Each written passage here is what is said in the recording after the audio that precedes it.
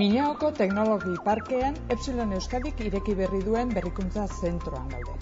Lehiaketa autoak egiten dituzte hemen. 2008an Le Manseko 24 orduetara eraman zuten hemen ikusten dugun hau. Etorkizunean formula batean parte hartzea da helburua. Erronka teknologiko horri erantzuteko giltza egoitza honetan dago. Hemen aurkituko ditugu karbono zuntzezko piezak egiteko labeak edota Europako haize tunelik modernoena. Goazen ikustera. Hola, buenos días, Begoña. Hola, Joan. ¿Qué tal? Bienvenidos a Epsilon Euskadi. Eskerrik asko. Vamos a dar una vueltecita. Perfecto.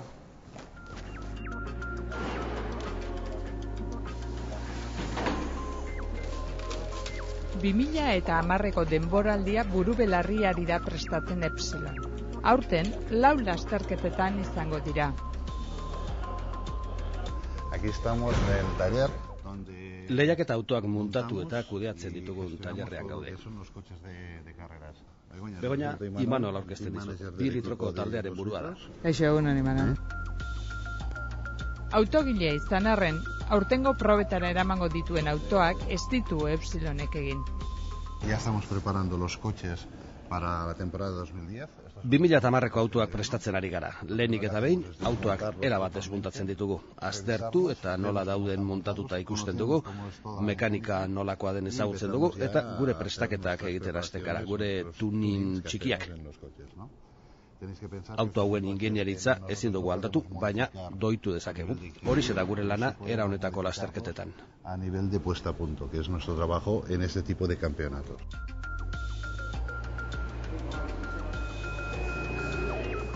Eta hori zertarako, kotxea prestatzeko, zeren alde batetik fidagarritasuna behar duzu, baita ere kontuan eduki behar da horrelako abiaduretan, barruan pilotu bat dijoala eta segurtasun aldetik oso garrantzitsua dela kotxea ziur izatea, eta azkenean baita ere gure nahia beti esaten dugun bezala azkarra izatea.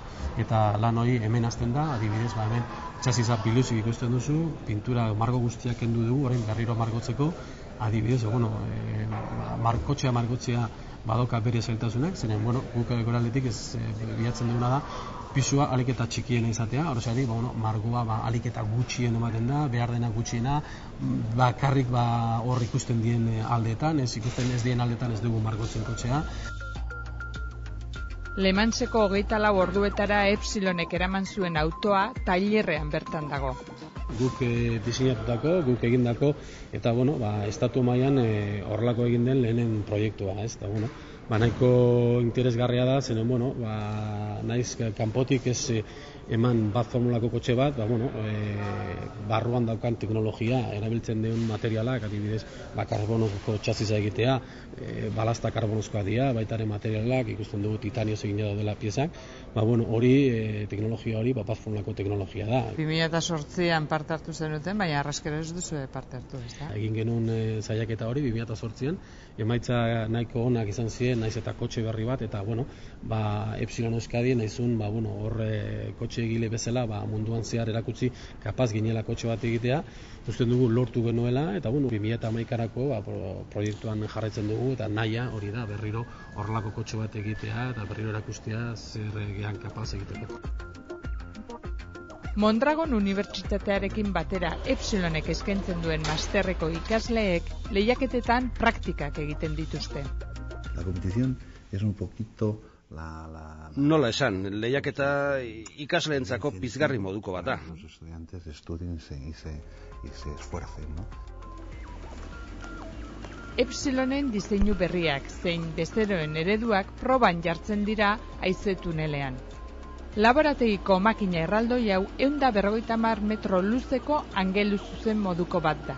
Eta ikerketa aerodinamikoak egiteko erabiltzen da. Bueno, ahora estamos dentro de lo que es la panza de la bestia, ¿no? Piztiaren erraietan gaude. Estamos delante de 1000 zaldiko potentziako motor elektriko bat du eta besoak luzetara 4,25 metrokoak dira. Honek bueltak ematen ditu eta haizea barrura botatzen du. Lo que hace es impulsar el aire hacia el fondo. Tunel barrura jaurtitzen da turbinak sortutako airea. Baina saiakuntzetan haizeak ezaugarri jakin batzuk izan behar ditu. Bereziki behar duguna da turbulentziak ez edukitzea, eta horregatik sekzioa aurkitzen da. Gero, bideratu behar dugu aire hori, badakigu gero kontrol areto bat, edo gela bat dagoela, baina horren aurretik dago radiadore bat, hor aldatzen dugu edo temperatura kontrolatzeko, alde batetik egin dezakeguna da airea hotzegia baldin badago pixka bat berotu edo hoztu, nahi dugun temperatura lortzeko. Orduko 40 kilometroko abiaduran ateratzen da airea turbinatik. Saiakuntza gelan aldiz 275 kilometro orduko abiadurara irits daiteke. Tunelaren neurriak aldatu egiten dira haizearen abiadura handitzeko. Sekzio hau gutxitzen da 7 aldiz. Horrela zer lortzen dugu. Adibidez, motorea airea mugitzen du 40 km orduko edo 45 km orduko, eta hemen Bernoulliren efektoz hor dena txikitzen denean 7 aldiz biderkatzen dugu bere abiadura. Horrelaxe heltzen gea 220 kilometrora edo 275 kilometrora hor ensaiun gelan. Laborategiko tresna da haize tunela. Egoera kontrolatuan haizea sortzen duen makina erraldoia da. Ikertzen ari diren modeloen aurka jaurtitzen da airea, eta horrek diseinua hobetzeko aukera ematen du. Aerosorgailu, ibilgailu zein eraikinen diseinuak proban jartzen dira haize tuneletan. Esta es la sala de control. Hau kontrol gela da. Behan, tunela kontrolatzen duen jendea daukagu. Hau da, haizearen abiadura, presioa, temperatura, zintaren abiadura kontrolatzen dutenak. Eta hemen, balantzaren datua kontrolatzen ditugu. Le Manseko autoa muntatzen ari dira une honetan, ikertzen eta garatzen jarraitzen baitugu. ¿Estáis preparando? Aunque el proyecto en este momento esté, dijéramos, parado, la evolución del coche, los estudios del coche no paran. Egitura itxia izan arren, proba eremua agerian dago ikertzaileentzat. Saiakuntza gelan ikerketa prototipoen modeloak jartzen dira, eskalara egindakoak. Zabalean 4 metro ditu gelak, altueran 3 eta luzean 8. Zoru ere mugitu egiten da. Lo que hace Garrantzitsua da zorua mugitzea. Izan ere, lortzen ditugun datuak ahalik eta errealenak izan daitezen laguntzen du horrek. Bizitza errealean, zorua eta airea ez dira mugitzen, teorian behintzat, eta autoak, motoak edo bizikletak mugitu egiten dira. Hemen balantza baten gainean jartzen dugu ibilgailua, eta airea eta zorua mugiarazten ditugu. Horrekin, bizitza errealeko efektu bera lortzen dugu. Oso garrantzitsua da zorua mugitzea. Zoruak gurpilak birarazten ditu, gurpilek turbulentziak sortzen dituzte, airea autoazpiti pasatzen da. Ahalik eta datu gehien lortzeko, saiakuntzaren gunea zein modeloa bera sentsorez josita daude. Datuak ondoren, superordenagailu batean prozesatzen dira. Probaldia gainditu eta gero, fabrikazio unea iritsiko da. Karbonozko piezak egiteko molde bat behar duzu, eta egun hemen egiten duguna da molde horren negatiboa mekanizau.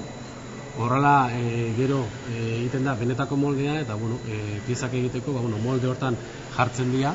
Eta karbona ematen denean molde horretan, eta karbono hori emateko hemen atzean daukagun clean room edo gela garbilan egiten da lan hori, hor karbonoa jartzen da moldean barruan, piezaren forma hartzeko, eta hori da, alde batetik karbonoa eta besteletik resina, eta hori dena manda dagoenean, sartu behar dugu autoklabe deitzen dien hornoetan, ez?